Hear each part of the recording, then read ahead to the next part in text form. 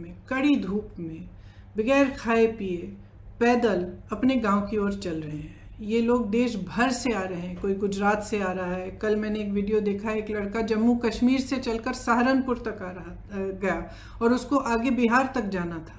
इसी तरह से आप सब ने देखा कि कई बहनें गर्भवती हैं, गर्भवती होते हुए 6 घंटे 8 घंटे कड़ी धूप में चल रही हैं। कुछ लोग अपने बच्चों को गोद में लेके जा रहे हैं, कुछ टूटी हुई साइकिलों पर जा रहे हैं। एक और वीडियो मैंने देखा कि एक दादी दादा अपने पोती पोतों को उठाकर, इस तरह से दादाजी उनको उठाकर एक झूला सा बनाया था, उसमें उनको रख के उठाकर चल रहे थे। अब हम सबको अपनी जिम्मेदारी समझनी पड़ेगी।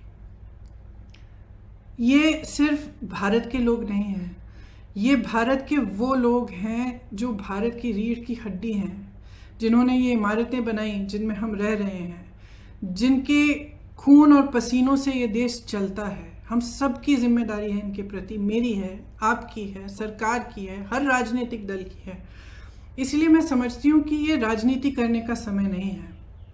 बहुत ही स्पष्ट हूँ कि हर राजनीतिक दल अपने राजनीतिक परहेजों को दूर करते हुए सकारात्मक भाव से, सेवा भाव से लोगों की मदद में शामिल हों। तो उत्तर प्रदेश की जो कांग्रेस पार्टी है, इसी भावना को लेकर जैसे ही लॉकडाउन की अनाउंसमेंट हुई, उसके अगले दिन हमने हर ज़िले में वॉलंटियर ग्रुप बनाए, जिसको हमने कांग्रेस के सिपाही का नाम दिया। इन वॉलंटियर ग्रुप्स के ज़रिए हमने हेल्पलाइन जारी करी हर ज़िले में, और दिन रात हम खाना राशन बांटने का काम कर रहे हैं। इसके अलावा हमने सांझी रसोइयाँ खोली। उसके अलावा हमने हाईवे की टास्क फोर्स बनवाए, जो हाईवे पे जो चल रहे हैं उनकी मदद के लिए है। तो तमाम ऐसे कार्य हमारे बड़े से बड़े लीडर और हमारे ग्रामीण स्तर के कार्यकर्ता, हमारे ज़िला स्तर के कार्यकर्ता अपने ही साधनों से ये काम दिन रात कर रहे हैं। और इस काम के ज़रिए हमने अब तक 67 लाख लोगों की मदद की है। उसमें से 60 लाख के करीब उत्तर प्रदेश में ही हैं, और 7 लाख लोग ऐसे हैं जो उत्तर प्रदेश के बाहर फंसे हुए थे, जिनको खाना राशन की ज़रूरत थी और जिनका वापस आने के लिए हम कोऑर्डिनेशन कर रहे हैं। हमारी एक सेंट्रल हेल्पलाइन भी है, उसके ज़रिए भी हम लगातार दिन रात कोऑर्डिनेशन करते हैं। तो हम मदद करना चाह रहे हैं। हमारी भावना शुरू से सकारात्मक रही है और सेवा का भाव हो रहा है।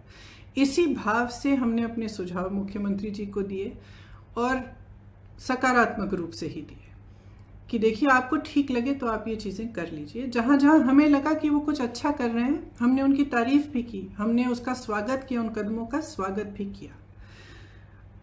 कुछ समय से हम कह रहे थे कि यूपी रोडवेज़ की जो बसें हैं उनको प्रवासी भाई बहनों के लिए उपलब्ध करा दीजिए, ताकि उनको जो पैदल चल रहे हैं वो बसों में बैठकर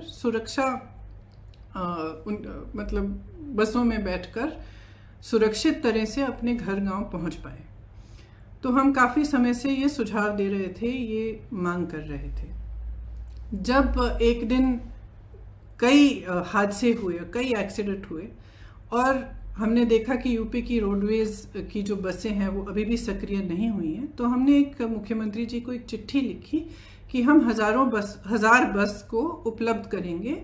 गाज़ियाबाद और नोएडा बॉर्डर पर हम इन बसों को रोक देंगे, और आप अगर अनुमति देंगे इसके संचालन के लिए, तो जो प्रवासी भाई बहन दिल्ली और एनसीआर क्षेत्र से चल रहे हैं उनको हम इन बसों में बिठाकर अपने घर तक पहुंचा देंगे। तो अगले दिन मुख्यमंत्री जी ने ये ऐलान किया कि यूपी रोडवेज़ की 12,000 बसें हैं, इन्हीं का इस्तेमाल होगा और आपकी बसों की ज़रूरत नहीं है। तो हमने 17 तारीख को सुबह 500 बसें गाज़ियाबाद में खड़ी की थी, हमने उनको वापस भेज दिया।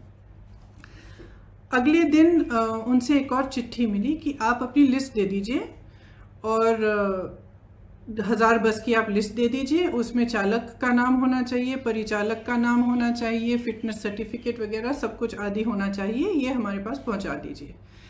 तो हमने उनको धन्यवाद दिया कि आपने हमें अनुमति दी है बसों को चलाने के लिए, आपको हम लिस्ट उपलब्ध कर देंगे। तो 4-5 घंटों बाद हमने वह लिस्ट उपलब्ध कर दी। फिर 11:30 बजे रात को उनसे एक और चिट्ठी मिली कि आप अपनी 1000 बसें लखनऊ पहुंचा दीजिए कल सुबह 10 बजे। तो इसमें हमने कहा कि देखिए, हमारी बसें खाली दिल्ली से लखनऊ जाएंगी। इन बसों का मकसद ही ये था कि गाज़ियाबाद और नोएडा से, एनसीआर क्षेत्र से जो चल के जा रहे हैं उनको हम बिठाकर उत्तर प्रदेश के गांव और ज़िलों में ले जाएं। तो इन बसों का लखनऊ तक खाली चलना तो पूरे मकसद को ही ख़त्म कर देता है। तो हमने उनसे ये सुझाव दिया कि देखिए, हम गाज़ियाबाद नोएडा में इन बसों को तैयार रख लेंगे, आप परमिट दे दीजिएगा। फिर ये पूरा राजनीतिक सिलसिला शुरू हुआ कि आप हमें परमिट दे रहे हैं, लिस्ट दे रहे हैं, लिस्ट में कुछ गलत नाम है।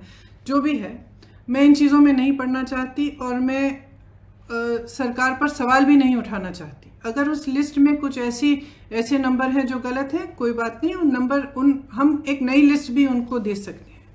मैं सिर्फ ये कहना चाहती हूँ कि 17 तारीख को 500 बसें हमने गाज़ियाबाद बॉर्डर पे खड़ी की थी।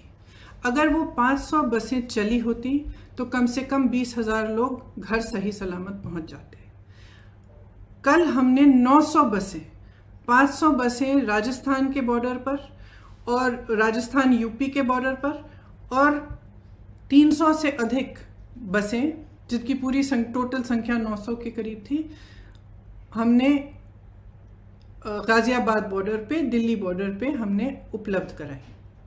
अब अगर ये बसें चली होती तो कल 36,000 और आज 36,000 लोग अपने घर के लिए सही सलामत सुरक्षापूर्ण रवाना हो जाते। लेकिन हम इस राजनीतिक सिलसिले में उलझे रहे। उन्होंने कहा कि लिस्ट गलत है, कुछ ये हो रहा है, वो हो रहा है, बसें हमारी पहुंच गई हैं। कल 4 बजे से हमारी बसें बॉर्डर पे खड़ी थी। उनको आगे परमिट, यूपी के जहाँ पे उन्होंने कहा था कि यहाँ पे हमें गाज़ियाबाद और नोएडा में 2 पॉइंट्स दिए थे, यहाँ तक पहुँचाइए, वहाँ जाने का परमिट ही नहीं दे रहे हैं यूपी के अंदर। तो बसें खड़ी रहीं, आज भी खड़ी हैं। अब मैं सिर्फ ये कहना चाहती हूँ कि देखिए, 4 बजे 24 घंटे हो जाएंगे कि ये बसें उपलब्ध हैं। अगर आपको इस्तेमाल करनी है तो इस्तेमाल करिए, हमें अनुमति दीजिए। आपको भाजपा के झंडे लगाने हैं, इन पे अपने भाजपा के स्टिकर लगाने हैं तो बेशक लगाइए, बेशक लगाइए। आपको अगर कहना है कि आपने उपलब्ध कराई हैं तब भी कराइए, लेकिन इन बसों को चलने दें। क्योंकि जब तक हम इस राजनीतिक उलझन में पड़े रहे हैं ना, जब तक आप अजीब अजीब से बयान दे रहे हैं और तमाम इश्यूज उठा रहे हैं, तब तक हम कम से कम 92,000 लोगों को घर पहुंचा सकते थे। और वही 92,000 लोग आज धूप में चल रहे हैं, उनके सामने तमाम मुसीबतों को झेलते हुए चल रहे हैं। तो मैं सिर्फ मुख्यमंत्री जी से ये आग्रह करना चाहती हूँ, हमारी बसें वहाँ पे 4 बजे तक खड़ी हैं। आपको इस्तेमाल करनी है तो आप हमें परमिट दीजिए, अनुमति दीजिए कि हम उनका संचालन कर सकें। अगर आपको नहीं इस्तेमाल करनी है तो भी कोई बात नहीं, हम उनको वापस भेज देंगे। हमने 3 दिन पहले भी वापस भेज दिया था 500 बसों को, हम वापस भेज देंगे। जिस तरह से हम लोगों की मदद कर रहे हैं, जिस तरह से हमारे लोग हर ज़िले में, हर शहर में, हमारे कार्यकर्ता प्रवासी भाई बहनों के और लॉकडाउन और महामारी से जो पीड़ित लोग हैं उनकी मदद कर रहे हैं, उस तरह से हम करते रहेंगे। हमें कोई परवाह नहीं है कि आपकी बसें हैं या हमारी बसें, हम सिर्फ एक सेवा भाव से मदद करना चाह रहे थे। तो मैं कहना चाहती हूँ अपने ख़ास तौर से अपने प्रवासी भाई बहनों से जो इस संकट में हैं और जो पैदल चल के जा रहे हैं, कि कांग्रेस का एक एक कार्यकर्ता, एक एक नेता आपके साथ है। आप उत्तर प्रदेश के जिस ज़िले से, जिस शहर से गुजरेंगे, हमारे लोग आपको मिलेंगे, आपको खाना उपलब्ध करेंगे, आपके लिए पानी उपलब्ध करेंगे, आपकी कोई भी सुविधा की ज़रूरत हो वह उपलब्ध करेंगे। हमारी जो क्षमता है उससे हम पूरी तरह से आपको मदद करने की कोशिश करेंगे और हम आपके साथ इस संकट में खड़े हैं। धन्यवाद। Subscribe to Nation Next YouTube channel and press the bell icon to get regular updates from Nation Next. Also like Nation Next Facebook page and follow us on Instagram and Twitter.